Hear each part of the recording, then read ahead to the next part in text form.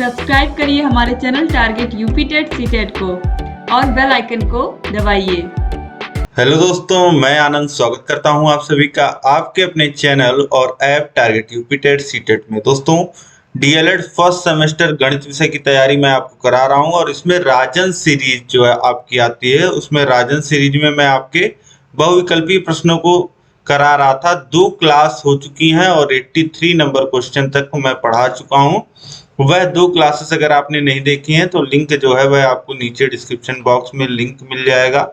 Math के सामने वाला लिंक आप क्लिक करोगे तो आपको पहले की 2 क्लासेस देखने को मिल जाएंगी। वह मैथ के प्लेलिस्ट का लिंक है, वह पूरा खुलेगा। पहले आपका उसमें क्लासेस दिया रहेगा चैप्टर वाइज जो मैंने आपको पढ़ाया है, उसके बाद आपको राजन सीरीज देखने को मिलेगा, पवन सीरीज देखने को मिलेगा, प्रीवियस ईयर क्वेश्चन पेपर देखने को मिलेगा। तो ये सभी क्लासेस देखने को आपको मिलेंगे और यहाँ पे बहुत ही महत्वपूर्ण प्रश्नों को मैं डिस्कस कर रहा हूँ जो आपकी परीक्षा में पूछे जा सकते हैं। तो आप सभी प्रश्नों को प्रैक्टिस करिए, खुद से आपको कॉपी पेन लेकर के बैठना है। मैथ की क्लास में मैंने हमेशा आपको बताया है, और खुद से सॉल्व करने का खुद की प्रैक्टिस ही आपको वहां काम आएगी। 1 घंटे में परीक्षा जब आप दोगे तो बहुत ही इंपॉर्टेंट है। प्रैक्टिस करने का समय भी आपको कम ही मिलता है, तो आप ये जरूरी है कि साथ साथ वीडियो देखने के साथ साथ आप प्रैक्टिस भी करते रहें। ठीक है, तो चलिए स्टार्ट करते हैं और सभी क्लासेस आपको नीचे डिस्क्रिप्शन लिंक में मिल जाएंगी। आज की क्लास हम स्टार्ट करते हैं। आज आपका बहुविकल्पीय प्रश्न है जो सभी समाप्त हो जाएगा। इसके बाद अगले क्लास से हम लोग अतिलघुत्तरीय प्रश्नों को देखेंगे। देखिए, प्रश्न संख्या 84 है। निम्न में भाज्य संख्या है। भाज्य संख्या देखिए 7 जो है वह खुद से और 1 से कटती है, तो ऐसी संख्याओं को क्या कहते हैं? अभाज्य। वैसे 13 भी है, वैसे 5 भी है।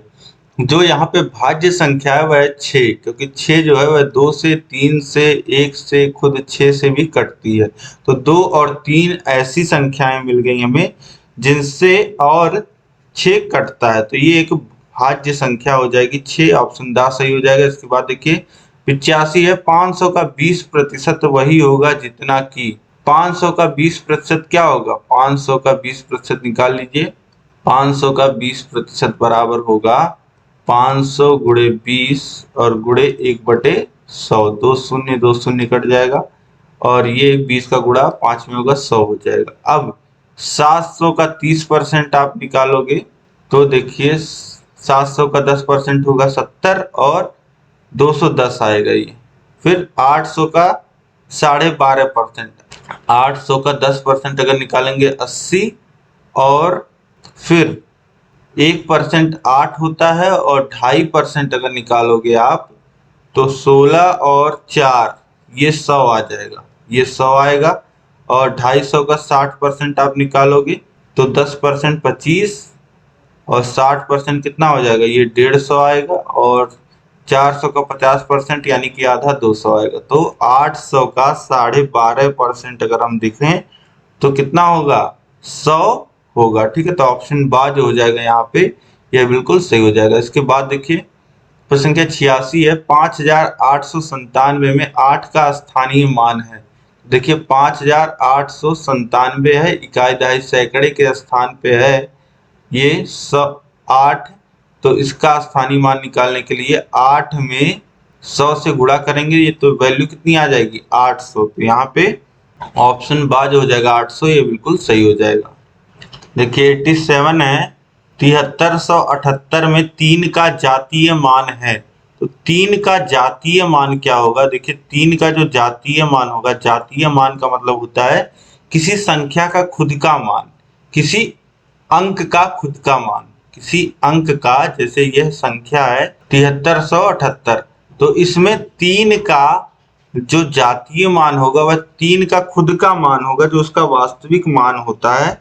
ठीक है, वही उसका जातीय मान होगा। यानी कि 3 का जातीय मान किसी संख्या पे उसके स्थान पे निर्भर नहीं करता है, जो उसका मान रहता है वही उसका जातीय मान होता है। ठीक है, तो किसी अंक का जातीय मान किसी संख्या में उसके स्थान पर निर्भर नहीं करता है। उस अंक को जो वास्तविक मान होता है वही उसका जातीय मान होता है। तो अगर ये ऐसे भी लिखा होता, देखिए 7 7 3 8 भी लिखा होता तो इसमें जातीय मान क्या होता? 3 होता। तो यहाँ पे ऑप्शन बाज हो जाएगा, यह बिल्कुल सही हो जाएगा। इसके बाद देखिए प्रश्न संख्या 88 है। 5.7 में 7 का स्थानीय मान। देखिए 5.7 में 7 का स्थानीय मान निकालना है, तो 7 में गुणा कर दीजिए। अब ये देखिए दशमलव के बाद 10वां स्थान इसको बोलते हैं, पहले स्थान पे है, तो इसमें 7 में गुणा होगा 1/10 से। 1 के आगे 1 0 क्योंकि एक स्थान के बाद है, तो ये हो जाएगा 7/10। ऑप्शन बा जो हो जाएगा 7/10, ये बिल्कुल सही हो जाएगा। इसके बाद नेक्स्ट क्वेश्चन देखिए 89 है। 3 सही 9/11 तथा 1 सही 11/13 का योगफल होगा।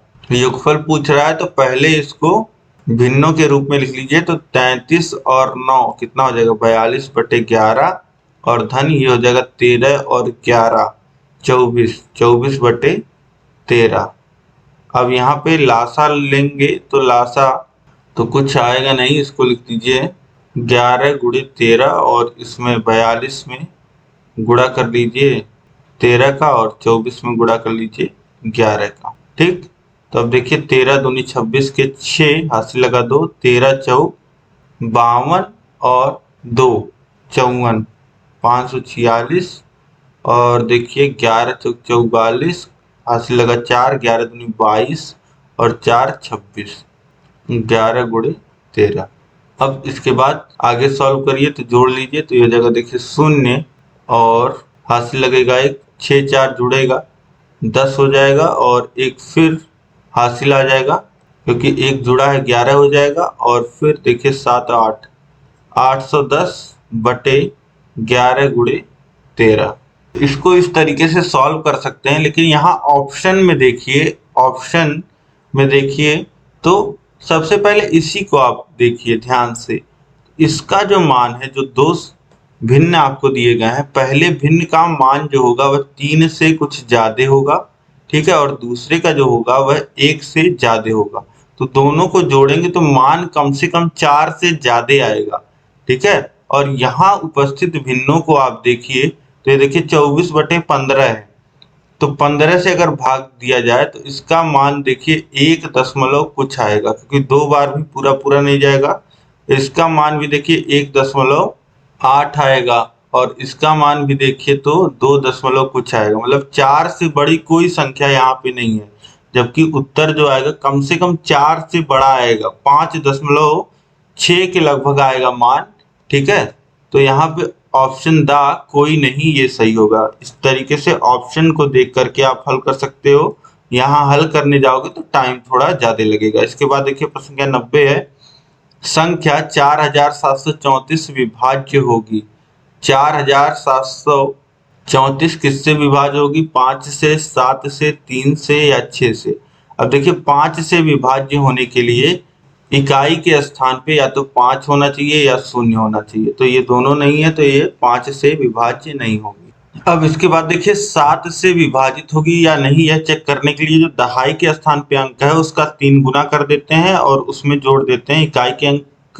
तो देखिए 3 का 3 गुना करेंगे 9 और 9 4 13। अब 13 अगर 7 से डिवाइड होता है पूरा तो 7 से यह पूरी संख्या डिवाइड होगी। ऐसा नहीं है 13 जो 7 से डिविजिबल नहीं है, तो ये 7 से डिविजिबल नहीं होगा। इसके बाद देखिए 3 से, तो 3 से डिविजिबल होने के लिए संख्या के सभी अंकों को जोड़ लेते हैं। तो 4 और 7 11 और 3 14 और 4 18 और 18 3 से डिविजिबल होता है, तो यहाँ से ये संख्या 3 से विभाज्य होगी, ठीक। और इसके बाद देखिए पूछ रहा है 6 से, तो 6 ये संख्या देखिए सम संख्या 2 से डिविजिबल है और 3 से डिविजिबल है, तो ये संख्या 6 से भी विभाज्य होगी, ठीक है।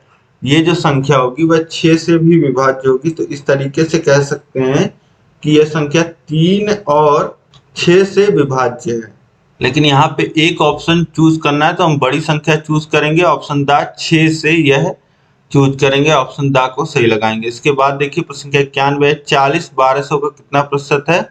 तो क्या करते हैं, जिससे कंपेयर कर रहे हैं 1200 से, तो 1200 को नीचे रखेंगे और 40 कितना प्रतिशत है 40 में भाग दे देंगे, फिर गुणे 100 और प्रतिशत चिन्ह लगा देंगे, आ जाएगा 2 शून्य कट जाएगा। अब 4 से काटिए तो ये 3 बार में कट जाएगा और ये 10 बार में 10/3% हो जाएगा, जिसे लिखा जा सकता है 3 सही 1/3%। ऑप्शन शाह में दिया गया है 3 सही 1/3%, यही सही हो जाएगा। इसके बाद देखिए प्रश्न संख्या 92 है। 700 का 35 है कितना प्रतिशत, तो 35/700 गुणे 100 और प्रतिशत चिन्ह, 2 शून्य कटा, 7×5 = 35 आएगा कितना, 5%। तो 35 जो है वह 5% है। देखिए 700 का 70 10% होगा और 5% कितना होगा, 70 का आधा 35, तो 35 कितना हो गया, 5% हो गया। इसके बाद देखिए अगला प्रश्न, प्रश्न संख्या 93 है। 3 समान भुजाओं वाले त्रिभुज को क्या कहते हैं, तो तीनों समान भुजाओं वाले त्रिभुज को समबाहु त्रिभुज कहते हैं। ऑप्शन 7 सही हो जाएगा। इसके बाद देखिए आयत का परिमाप होता है, तो आयत का परिमाप होता है 2 गुणे लंबाई धन चौड़ाई, ठीक है। अब इसके बाद नेक्स्ट क्वेश्चन देखिए, वर्ग की भुजा होगी क्या, वर्ग की भुजा क्या होगी, परिमिति बटे 3, परिमिति बटे 4, 2 गुणे परिमिति या 4 परिमिति, परिमिति मतलब परिमाप, तो वर्ग की भुजा होता है 4, परिमाप बराबर होता है 4 गुणे भुजा, और फिर यहां से लिख सकते हैं भुजा बराबर परिमाप बटे 4, तो ऑप्शन बा यहाँ पे सही हो जाएगा। इसके बाद देखिए प्रश्न संख्या 96 है।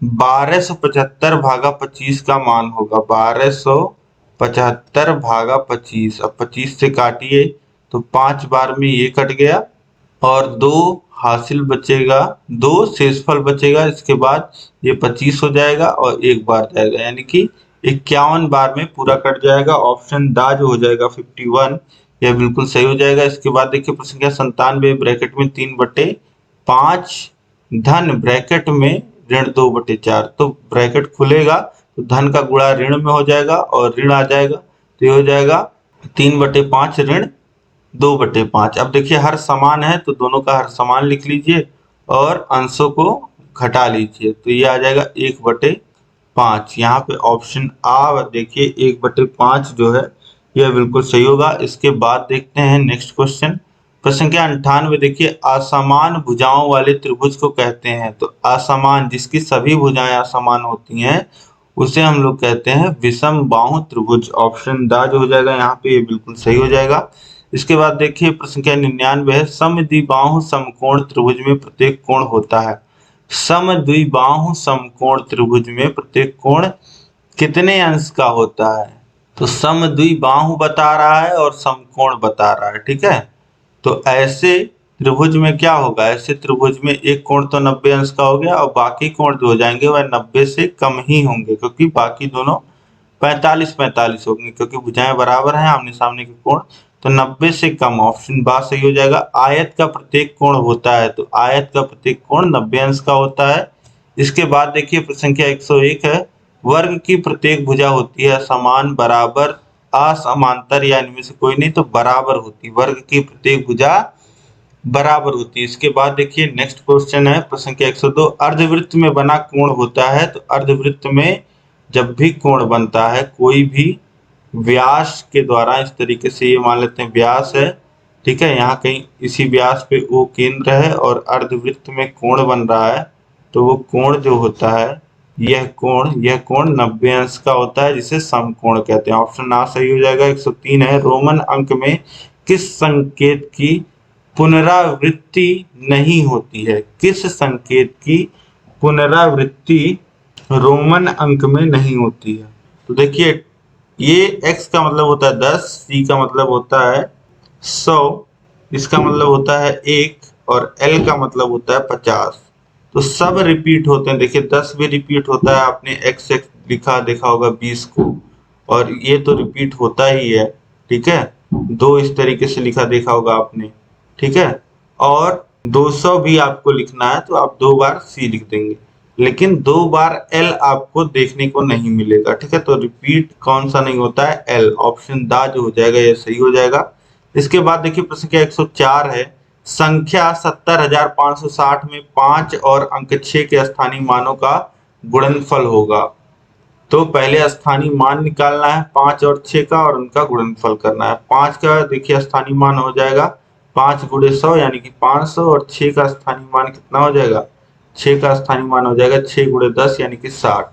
अब इन दोनों का गुणनफल निकालना है, 500 गुणे 60 हो जाएगा, तो देखिए 5 छक 30 और 3 जीरो और है तो ये हो जाएगा 30,000। तो ऑप्शन सा जो हो जाएगा यहाँ पे 30,000, यह बिल्कुल सही हो जाएगा। इसके बाद देखिए नेक्स्ट क्वेश्चन है प्रश्न संख्या 105। 0.5 का 4% कितना होगा? 0.5 का 4% यानी कि 1/100 से गुणा कर दीजिए, ये आ जाएगा 2/100 यानी कि 0.02। दो स्थान पे दशमलव लगेगा। ऑप्शन बा जो हो जाएगा यहाँ पे ये बिल्कुल सही हो जाएगा। इसके बाद देखिए अगला प्रश्न है, यदि x-2 बराबर 1 है तो 3x² प्लस 5x प्लस 2 का मान होगा। अब देखिए x-2 बराबर 1 है यानी कि x बराबर क्या हो जाएगा 1 धन 2 यानी कि 3। अब 3 वैल्यू रख दीजिए यहाँ पे, तो ये हो जाएगा 3 गुणे 3 का स्क्वायर यानी कि 9, फिर 5 गुणे 3 यानी कि 15 धन 2। देखिए 3 का गुणा 9 में होगा तो ये कितना हो जाएगा 9 त्रिक 27 और 15 और 2 17 हो जाएगा। फिर जोड़ लीजिए 7 7 14, हासिल लगा 1 और ये हो जाएगा 3 और 1 4, यानी वैल्यू कितनी आ गई 44। तो यहाँ पे ऑप्शन बा जो हो जाएगा 44, यह बिल्कुल सही हो जाएगा। बस x की वैल्यू पुट कर देना है, इसमें कुछ नहीं करना है। यहाँ से x की वैल्यू मिल ही रही है, x की वैल्यू 3 मिल रही है। इसके बाद देखिए संख्या 107 है, निम्नांकित में 5 से विभाज्य संख्या है। 5 से कौन विभाज्य संख्या है? तो 5 से विभाज्य संख्या के लिए इकाई का स्थान देखते हैं, तो इकाई के स्थान में 0 या 5 आना चाहिए। तो 5 आ रहा ऑप्शन दा में, तो 5 से विभाज्य संख्या यह हो जाएगी। इसके बाद देखिए प्रश्न संख्या 108 है, 68, 102, 51, 153 का गुणज होगा। इसका गुणज पूछा जा रहा है 68, 102, 51 और 153 का। तो देखिए किस संख्या से ये सभी विभाजित हो रहे हैं, तो ये सभी विभाजित होंगे 17 से। तो ऑप्शन आ जो हो जाएगा ये बिल्कुल सही हो जाएगा। इसके बाद देखिए प्रश्न संख्या 109 है, संख्या 0, 1, 3, 4 कहलाती है। तो ये इस तरीके से ये पूर्ण संख्याएं कहलाती हैं। अगर 1 से शुरू होता है तो प्राकृतिक संख्याएं, और बाकी 0 से शुरू हो रहा है तो पूर्ण संख्याएं कहलाएंगी। ऑप्शन बा सही हो जाएगा। इसके बाद देखिए प्रश्न संख्या 110 है, 25.12, 7.56, 3.47 का योग होगा। तो इनको जोड़ लीजिए आप, 25.12 है, 7.56 है, दशमलव के एक सीध में लिखिएगा, और 3.47 है। तो देखिए 7 6 13 और 2 15, 5 हासिल लगा 1, 1 1 2 हो जाएगा, और 5 7 हो जाएगा, 7 और 4 11, हासिल लगा 1, 1 लिख देंगे, हासिल लग गया 1। अब 1 और 5 6 हो जाएगा, 6 और 7 13 और 3 16, हासिल लगा 1, और ये 2 और 1 3, 36.15 हो जाएगा। ऑप्शन आ में दिया गया है 36.15, यह बिल्कुल सही हो जाएगा। इसके बाद देखिए प्रश्न संख्या 111 है, 432 गुणे 7 का मान होगा। देखिए 7 दूनी 14, हासिल लगा 1, 7 त्रिक 21 और हासिल 1 22 हो जाएगा। फिर 2 हासिल लग जाएगा, और 7 चौक 28 और 2 हासिल लगा है 30। तो ये हो जाएगा 3024, जो कि ऑप्शन बा में दिया गया है, यह बिल्कुल सही हो जाएगा।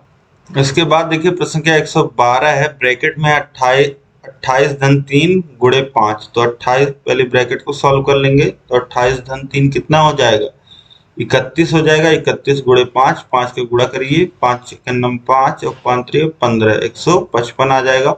ऑप्शन सा जो हो जाएगा यहाँ पे बिल्कुल सही हो जाएगा।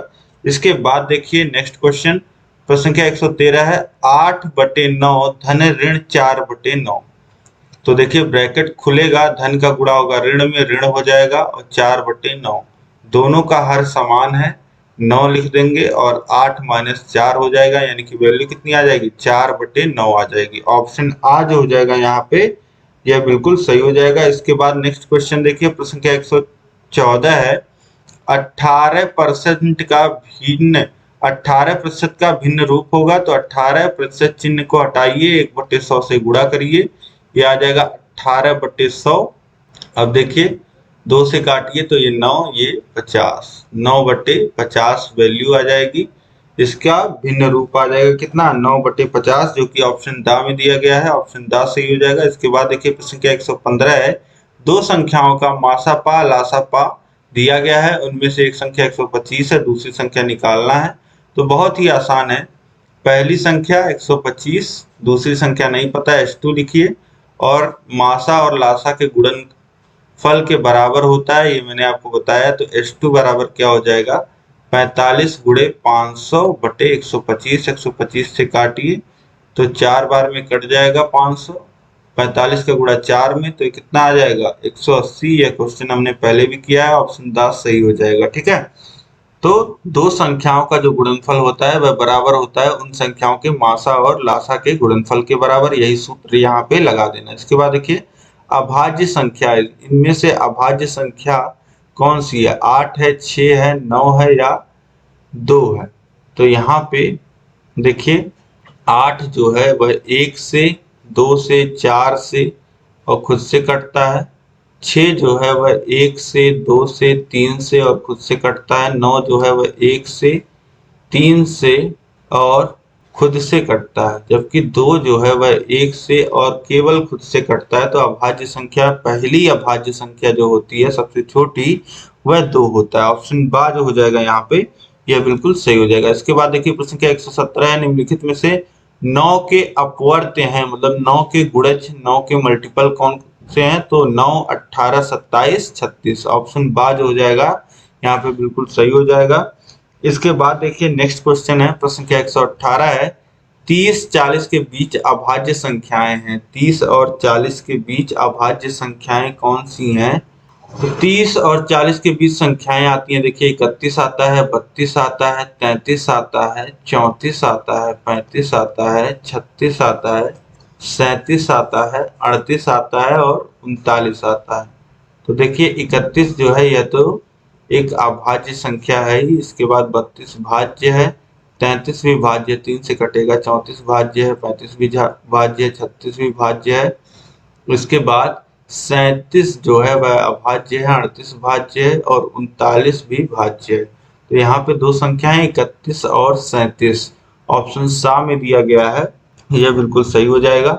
इसके बाद देखिए प्रश्न संख्या 19 है, तीन संख्याएं 1:2:3 के अनुपात में है। यदि इनका मासा 12 है तो संख्याएं हैं। तो संख्याएं भी इसी 12 से गुणा कर दीजिए। तो पहला 1 में गुणा होगा तो 12 हो जाएगा, 2 में गुणा होगा तो 12 का 24 हो जाएगा, 3 में गुणा होगा तो 36 हो जाएगा। ऐसी संख्याएं हो जाएंगी 12, 24 और 36। ठीक है, तो ऑप्शन बा जो हो जाएगा यहाँ पे, यह बिल्कुल सही हो जाएगा।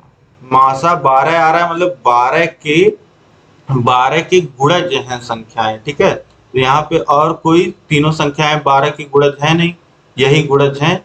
तो 12 से गुणा कर दीजिए, उसी अनुपात में ये संख्याएं मिल जाएंगी। इसके बाद देखिए प्रश्न संख्या 120 है, किसी कक्षा में 30 बच्चों में 80% बच्चे उत्तीर्ण हैं। तो कक्षा में कितने बच्चे उत्तीर्ण हैं, 30% में 30 का 80% बच्चा उत्तीर्ण है।